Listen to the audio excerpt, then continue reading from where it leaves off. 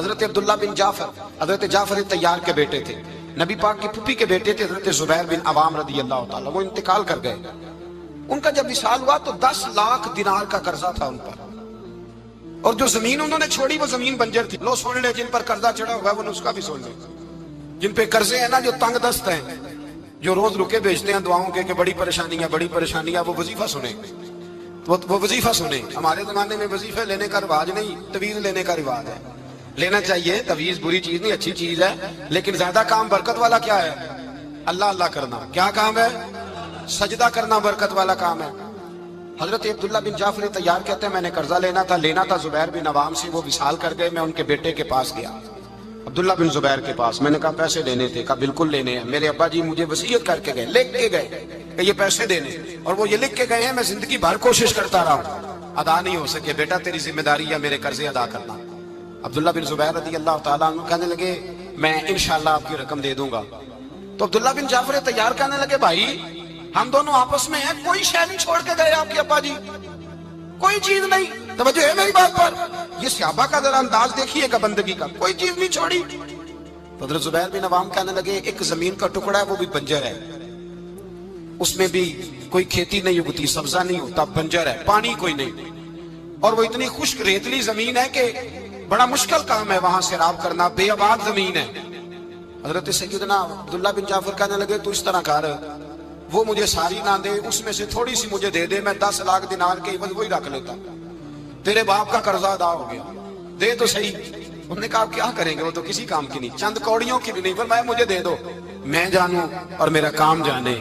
او بھائی یہ تھے بندگی والے لوگ، یہ تھے جن کا رب سے رشتہ ہے، جنہوں نے حضور کے صلی اللہ علیہ وسلم کے پاس بیٹھ کر بندگی سیکھی تھی۔ کہتے زمین کا ٹکڑا لے لیا، بنجر بے آباد ریتلی زمین، جب میرے حصے میں آئی پہلے دن اپنے غلام سے کہنے لگے جو جگہ تجھے زیادہ سخت لگتی ہے نا وہاں میرا مصلی بچھا دے، جو تجھے زیادہ بنجر بے آباد لگتی ہے وہاں مصلی بچھا۔ غلام نے مصلی بچھایا تو عبداللہ بن جعفر نے اللہ اکبر کہہ کے نیت باندھی۔ یہ حضرت جعفر طیار کے بیٹے ہیں، حضرت علی کے بھتیجے، انہوں نے نیت باندھی، نماز کی، سر سجدے میں رکھا، رونے لگے، کہنے لگے اللہ میں بھی تیرا بندہ اور جس سے لینے تھے وہ بھی تیرا بندہ، خدا بندہ ہمارے درمیان مہربانی فرما، کرم نوازی کر، رحمت کا فیصلہ فرما۔ اتنا روئے کہ مصلی بھیگ گیا۔ کہتے اتنا تڑپ رہے تھے کہ صحابہ اکٹھے ہو گئے ان کے گرد، مصلی بھیگ گیا۔ جب بھیگا ہوا مصلی نماز مکمل کر کے اٹھایا نا، کہتے مصلی اٹھایا تو نیچے سے اللہ نے پانی کا چشمہ جاری فرما دیا، اللہ نے پانی کا چشمہ جاری کر دیا۔ فرمایا بناؤ حوض، کرو کھیتیاں سیراب۔ فرماتے ہیں جہاں ایک درخت نہیں اگتا تھا اللہ نے پورا باغ اگا دیا، جہاں ایک پھل نہیں ہوتا تھا وہاں عالی شان پھل لگ گئے، قرضے بھی ادا ہوئے۔ حضرت زبیر بن عوام کے بچوں کے پاس مال دولت بھی بچ گیا۔ لوگ جب کہتے ہیں یہ ساری کس چیز کی برکت ہے، اور فرماتے ہیں یہ ساری سجدوں کی برکت ہے، یہ رب کی بندگی کی برکت ہے، یہ اس کی بارگاہ میں نماز پڑھنے کی۔ مسلمان توجہ نہیں کرتا، توجہ نہیں۔ جاگ رہے ہیں آپ حضرات؟ یہاں کوئی حکومت اعلان کرے نا کہ ہر نماز کے بعد 500 روپیہ، کتنا جی؟ میرے خیال کسی بھی نہیں ہونا مسجد۔ اور خدا کے بندو بات سمجھو، رب فرماتا ہے تو مسجد آدھا میں تجھے برکت عطا کروں گا، میں تجھے برکت دوں گا۔ میں ایک صحابی کہتے ہیں مجھے اکثر یہ حضور کا فرمان سنتا تو میرے دل میں خیال آتا آخر اللہ کس طرح برکت دیتا ہے اللہ آخر۔ ایک صحابی کہتے ہیں نبی پاک صلی اللہ تعالیٰ علیہ وسلم نے فرمایا عبادت کرو اللہ برکت دے گا۔ میرے دل کے اندر خیال آیا کس طرح، آخر اللہ کس طرح سے نوازتا ہے، اعلان کیا ہے؟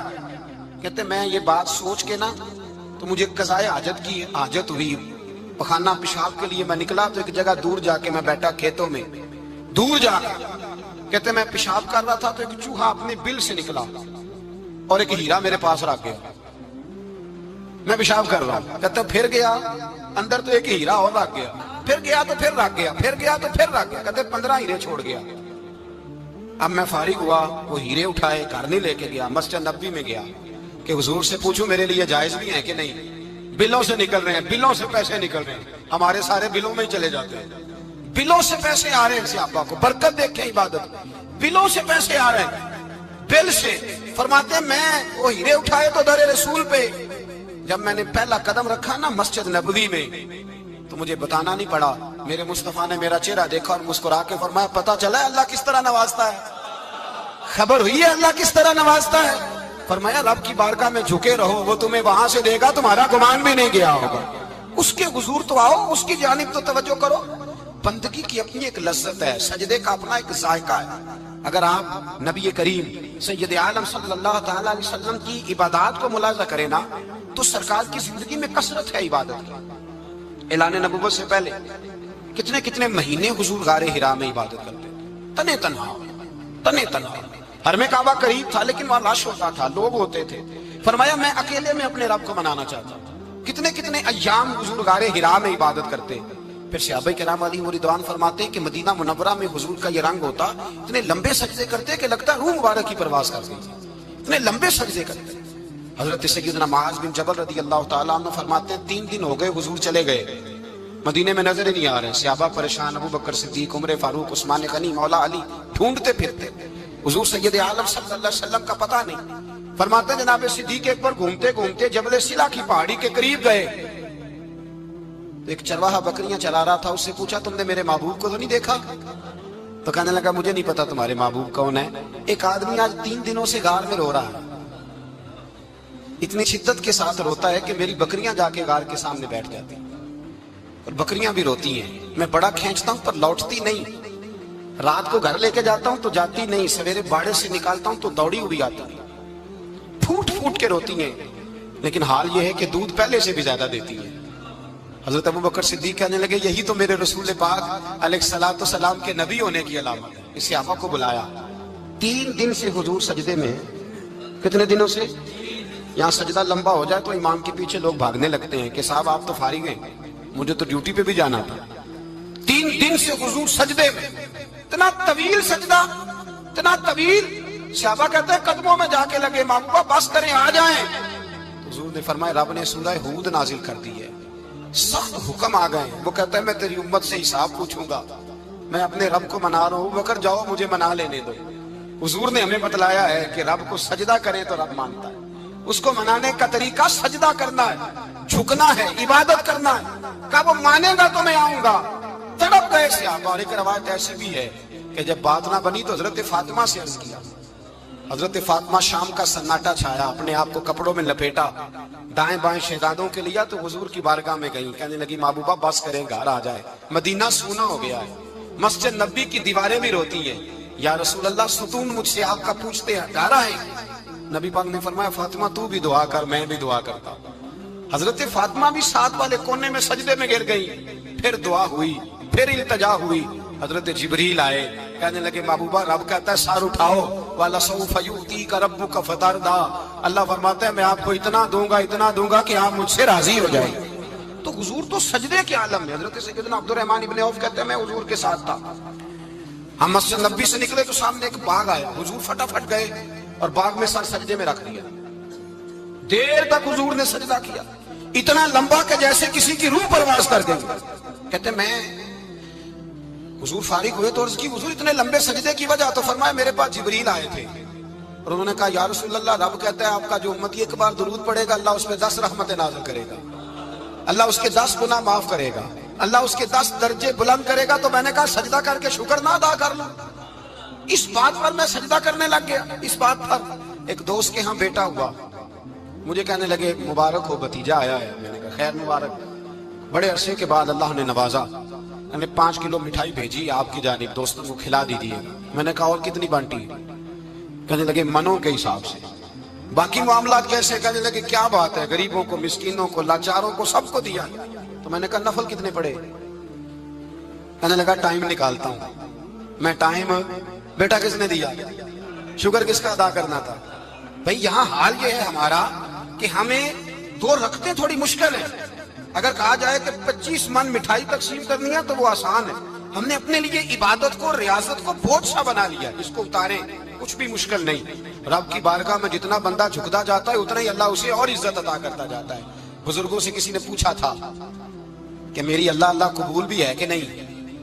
تو وہ کہنے لگے رب کو تیری پہلا سجدہ قبول تھا تو تب اس نے دوسرے کی توفیق دی تھی، اسے تیری فجر قبول تھی تو تجھے زور پڑھنے کی توفیق دی، اس نے تیرا پہلا روزہ قبول کیا تو دوسرا رکھنے کا موقع دیا، یہ علامت ہے قبولیت۔ میرے محبوب نے فرمایا بندگی کرو، اس کے حضور آؤ، کبھی کا صلاۃ اللیل پڑھو، کبھی کا تہجد پڑھو، کبھی کا اشراق پڑھو، کبھی کا چاشت پڑھو، کبھی کا اوابین پڑھو۔ اور میرے مصطفیٰ نے فرمایا ہو سکے تو اٹھ کے تہجد پڑھو، باقی نمازوں پہ رب تمہیں ثواب دے گا۔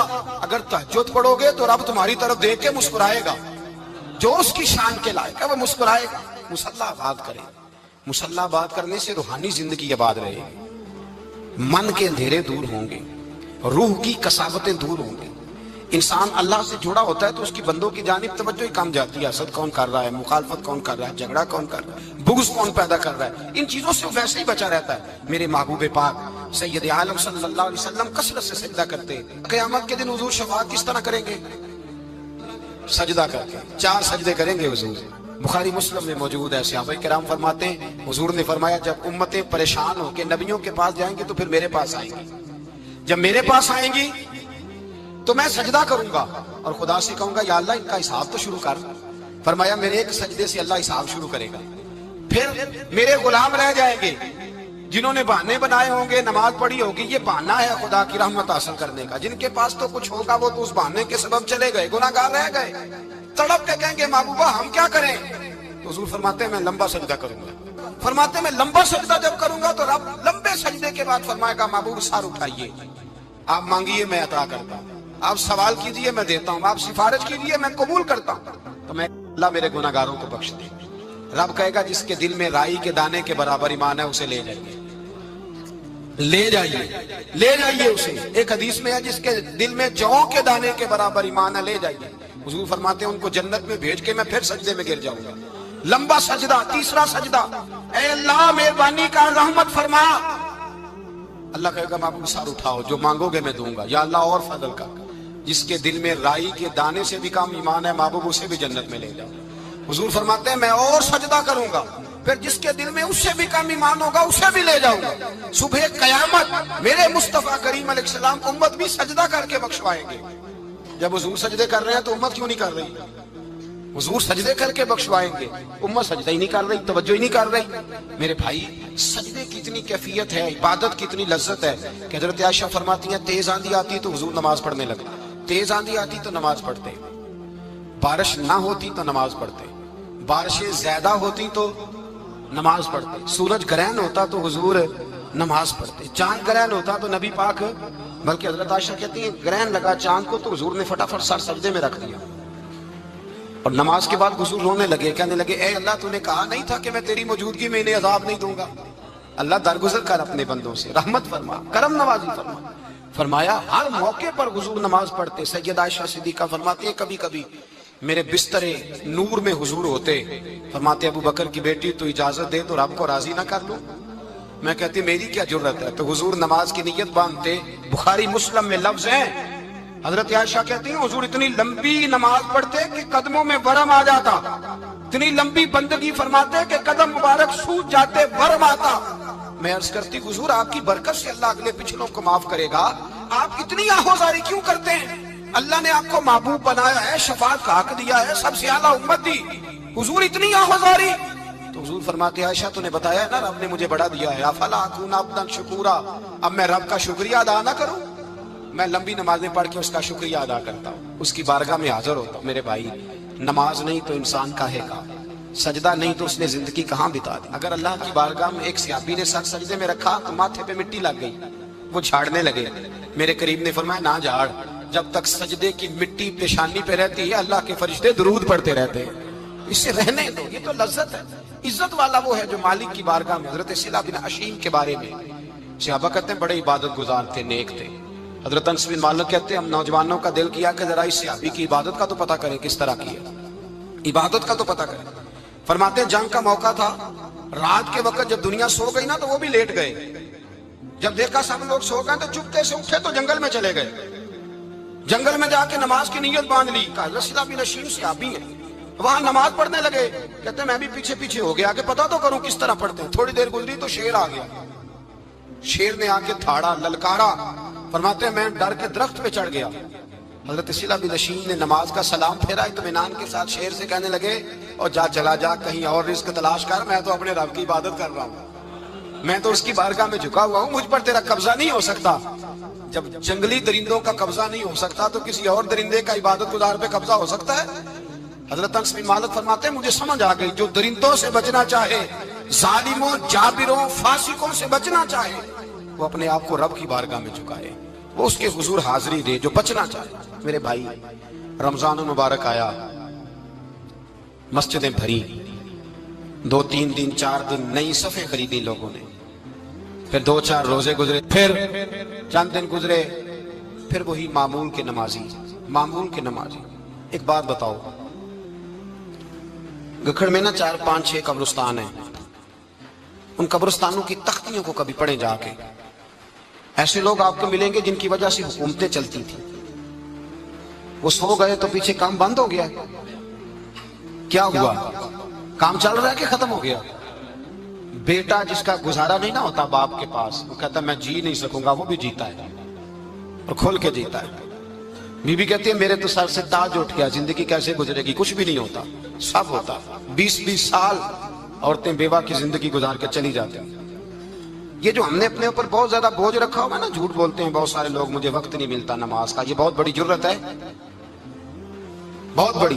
مجھے میرا کوئی دوست کہے نا میرے پاس ٹائم نہیں آپ کے پاس آنے کا، تو ہو سکتا ہے میں بگڑ جاؤں، تو کیسا یار ہے، ملنے کا ٹائم نہیں تیرے پاس؟ وہ میرے بھائی تو اللہ سے ہی کہہ رہا ہے کہ میرے پاس ٹائم نہیں تیرے پاس آنے کا، اور اب سے ہی کہہ دیا تو نے، اللہ سے ہی کہہ دیا۔ نماز اتنا ضروری کام کہ حضور کا وصال کا وقت آیا، عین اس وقت بھی حضور نے فرمایا میری 2 باتیں یاد رکھنا۔ حضور کیا فرمایا کہ غلاموں سے اچھا سلوک کرنا، دوسرا اپنی نماز کی حفاظت کرنا، اسے چھوڑنا نہ۔ اور صحابہ کہتے ہیں جب حضور کو بڑی نکاہت ہو گئی، بظاہر قدم نہیں اٹھایا جاتا، اس وقت بھی فرمایا مجھے 2 بندے اٹھا کے لے جاؤ، میں مسجد جا کے نماز پڑھنا چاہتا ہوں۔ نماز اتنا بڑا کام کہ حضور نے فرمایا جو کھڑے ہو کے نہ پڑھ سکے بیٹھ کے پڑھے، بیٹھ کے نہ پڑھ سکے لیٹ کے پڑھے، لیٹ کے نہ پڑھ سکے اشارے سے پڑھے۔ چھٹی کسی کو دی، ہم نے خود ہی چھٹی کر لی، خود ہی۔ اور یہ یاد رکھیں، پکی بات ہے، قبر میں نہ بیٹا آئے گا نہ بیٹی آئے گی۔ میں بچوں کے لیے کر رہا ہوں، جھوٹ ہے سارا، رجسٹریاں ساری اپنے نام رکھی ہوئی ہیں، بینک بیلنس اپنے نام، بچے تو منتیں کرتے ہیں کہ چلو تھوڑے ہی دو، میں کاروبار کرتا ہوں، کوئی نہیں، قریب بھی نہیں آنے دیتے، جھوٹ بولتے ہیں بچوں کے نام پہ۔ ہر شے پکی کی ہوئی اپنے نام، اپنی مرضی سے خرچ کرتے ہیں، اپنی مرضی کو دیتے ہیں جس کو دینا ہوتا ہے، بلکہ بہت سارے تو ناانصافی بھی کرتے ہیں۔ او بھائی سمجھ لیں اس بات کو، پرکھیں، اپنے لیے کچھ کر کے جائیں۔ اگر خدا سے بندگی کا رشتہ ہو، مولا علی شیر خدا پتہ کیا فرمایا کرتے تھے؟ حضرت علی فرمایا کرتے تھے میں نے تو دعا کی ہے خدا بندہ جنت میں بھی نماز کی توفیق دینا۔ اگر نماز نہ ہوئی تو جنت میں دل کیسے لگے گا؟ بغیر نماز کی طبیعت کیسے رچے گی؟ آپ یقین کریں نماز انسان کو بناتی ہے، نماز نکال دی جائے نا تو زندگی کا حسن ختم ہو جائے۔ لوگ ٹائم دیتے ہیں 3 بجے کا، 4 بجے کا، 5 بجے کا، لیکن مذہبی لوگ ٹائم دیتے ہیں زور کے بعد کا، عصر کے بعد کا، فجر کے بعد کا۔ مسلمان کی تو ترتیب ہی نماز سے شروع ہوتی ہے۔ نماز کب فرض ہوئی؟ معراج کی رات کب فرض ہوئی جی؟ لیکن حضور جب گئے نا حرم شریف، یہاں بھی نماز پڑھا کے گئے، لینے جا رہے تھے نماز، لیکن مسجد اقصیٰ میں بھی 2 رکعتیں پڑھا کے گئے۔ ابھی نماز آنی تھی، حضور اس سے پہلے نمازیں پڑھا رہے ہیں۔ تو نماز کا تو رشتہ ہے، نماز سے تو تعلق ہے۔ نماز حضرت سعید بن مسیب رضی اللہ تعالیٰ عنہ فرماتے یزید کی فوجوں نے جب مدینے پہ حملہ کیا تو انہوں نے گھوڑے باندھ دیے مسجد نبوی میں، 3 دن تک نماز نہ ہونے دی معاذ اللہ۔ فرماتے میں دیوانہ بن کے حضور کی قبر کے پاس بیٹھ گیا، میں دیوانہ بن گیا کہ وہ مجھے پاگل اور دیوانہ سمجھ کے چھوڑ دے۔ فرماتے ہیں قسم اللہ کی عزت کی، جب نماز کا وقت آتا تھا حضور کی قبر سے اذان کی آواز آتی تھی، قبر انور سے جماعت کرانے کی آواز آتی تھی، قبر کے اندر سے۔ گویا میرے مصطفیٰ، شاید اسی لیے حضور نے 2 غلاموں کو ساتھ رکھا ہے، اذان بھی ہوتی رہے جماعت بھی ہوتی رہے۔ حضور تو اندر بھی جماعتیں کرا رہے ہو بھائی، وہاں بھی جماعتیں ہو رہی ہیں، اور تو یہاں نماز نہیں پڑھ رہا اور بہانہ بنا کے کھڑا ہے بہانہ بنا کے۔ نہ ایسا کر، وہ بھی جتنا وقت ملے مسجد میں جا کے گزارے، قرآن شریف کے ساتھ گزارے، ذکر کے ساتھ گزارے، عبادت کے ساتھ گزارے، اپنے آپ کو زیادہ سے زیادہ عبادت میں مصروف کرے۔ یہ اللہ کے ساتھ رشتہ ہے، عبادت نہیں تو بندگی کاہے کی۔